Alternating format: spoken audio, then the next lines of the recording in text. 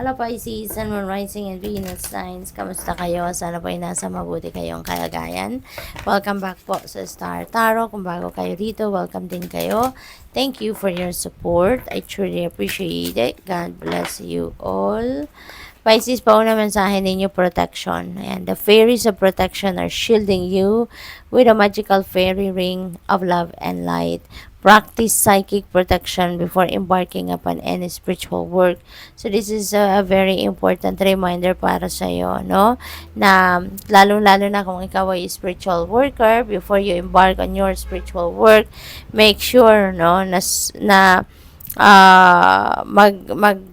protect yourself muna, no? Use psychic protection muna before you do anything. Okay, para makasigurado ka na safe kayo.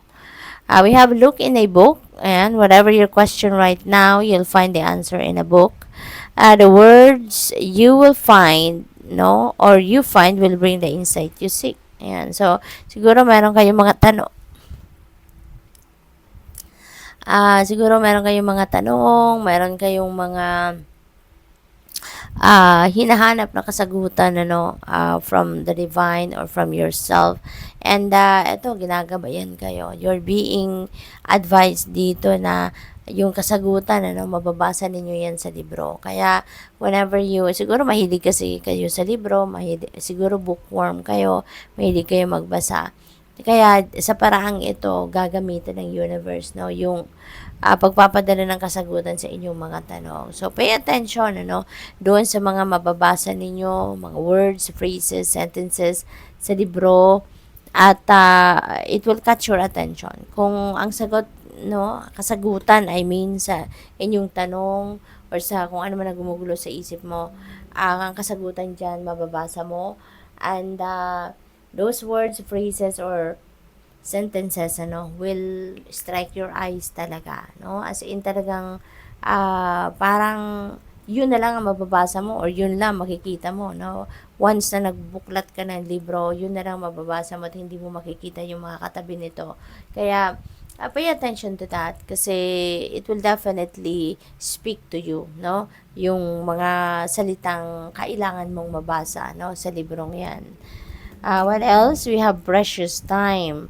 The fairy of time wants you to experience every moment fully and to make the most of your precious time. So be mindful not to waste others' time either. Okay? So napakahalaga ng oras. Kaya pay attention to uh, the things, yung mga kailangan ninyong i-prioritize, gawin ninyo, i-maximize nyo na yung inyong oras habang meron kayong oras, diba, na gawin ang mga bagay na kailangan ninyong gawin or gusto ninyong gawin.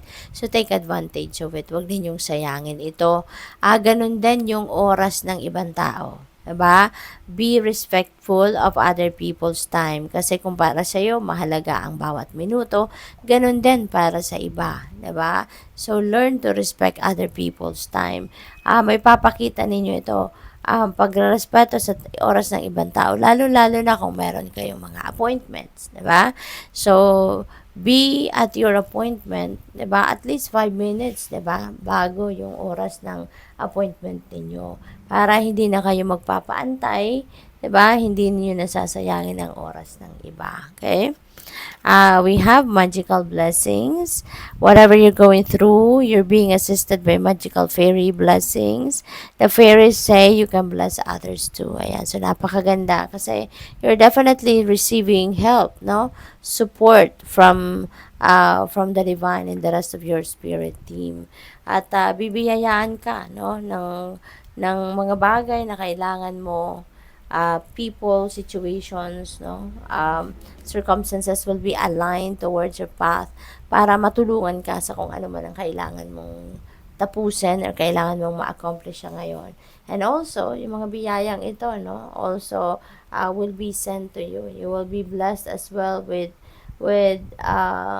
things, na makakatulong din sa iyo, or makakatulong din sa ibang tao. So, good luck sa iyo dyan. So, tignan natin kung ano pa ang mga messages ninyo for today.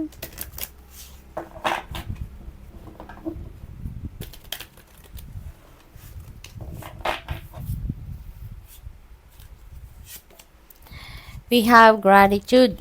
Pray for what you need. Be grateful for what you have already received. Ayan. So, wag tayong makakalimot, no, na magdasal, na mag-pray in gratitude.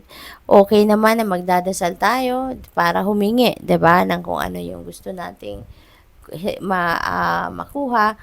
But also, never forget, no, to pray in gratitude. Lagi at lagi din tayong magpapasalamat, no, sa mga biyayang natatanggap natin. Kahit anumang klaseng biyaya na dumating sa atin, maliit man o malaki, kailangan natin ipagpasalamat ang mga yan. Okay?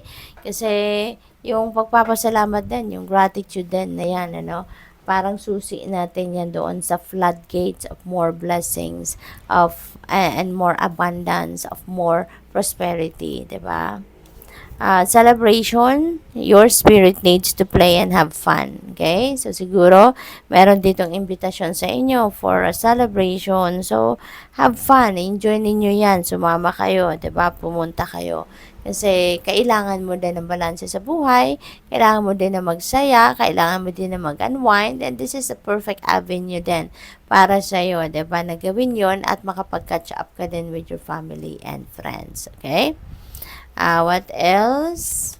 We have power of angels. Ayan. May your angels protect you, guide you, and keep you safe. Ayan. So, napakaganda kasi yung mga angels ninyo, no? Talagang gagamitin nila ang kanilang mga powers, ang kanilang mga kapangyarihan para kayo ay maprotektahan, para kayo ay magwardyahan and magabayan. Kaya, you are so blessed. And you need to be very grateful of that. Step into the unknown. Ayan, curiosity keeps us heading down new path to so take a chance. Ayan, so may mga opportunities dito for you. Nakakatok siguro for you to be able to start fresh or to start a new life, start a new endeavor dito, no? Na hindi pa nyo ito nasusubukan, hindi pa nyo to nagagawa before. You're stepping into the unknown kasi ano to yung parang this is an uncharted territory para sa'yo. But, you are going to be curious about this. Gusto ninyo din siguro tong alamin, gusto ninyong matutunan, gusto ninyong subukan. Kaya good luck sa'yo dahil naglalakas ng loob kayo rito, no? To embark on this new beginning. So, kung ano man ito, kayo lang ang tanging nakakaalam. But whatever that is, no? Mag-iingat kayo and enjoy. Have fun, no? In this journey. Good luck sa'yo. Thank you for watching. Love and light. Namaste.